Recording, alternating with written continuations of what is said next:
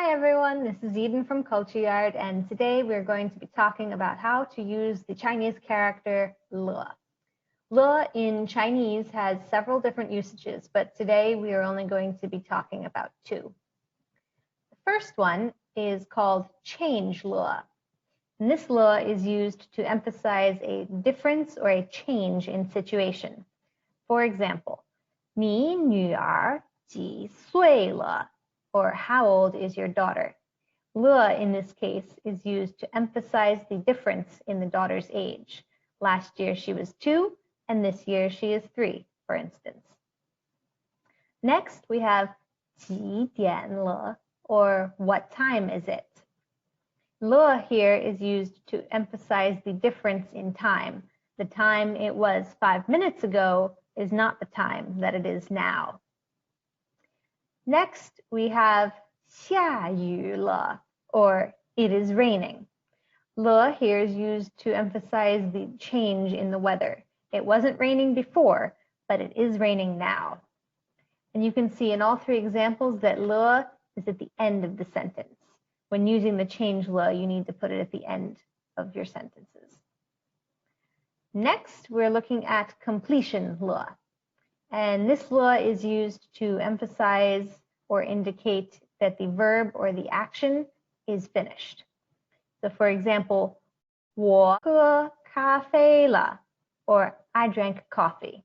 This le is used to indicate that the verb or the action 喝 is finished.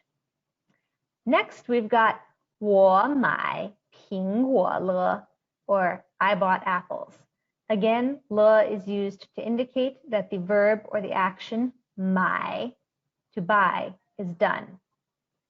And you can see here as well that le is at the end of the sentence for completion le. However, if you want to add a number or an amount to your sentence, then le changes its position. Let's look at I drank coffee one more time. If you want to say I drank 1 cup of coffee, you would say 我喝了一杯咖啡. And you can see that here le is no longer at the end of the sentence. It has moved to right after the verb 喝, to drink. And let's look again at I bought apples.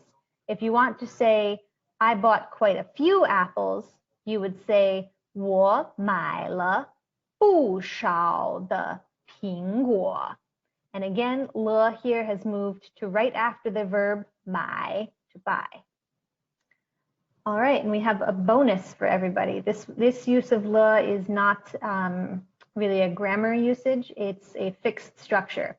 It is tai and then adjective plus le. Tai means to or extremely, and then le is le. For example, we have 太漂亮了, which means so pretty. You can see it's 太 plus the adjective 漂亮, and then le at the end of the sentence. And the next example is 太热了, or it's so hot. You can see again 太 plus the adjective 热, and then le at the end. This structure is used to indicate excess or an extreme. All right, so now it's your turn. These examples are all missing the character le. Let's see if you can find out where le goes and which type of le it is. You can pause the video if you need a little extra time.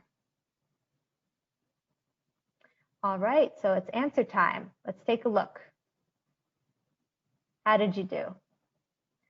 That's it for today. Let us know if you have any further questions, comments, or suggestions below, and we'll see you next time with more interesting Chinese grammar. Bye-bye.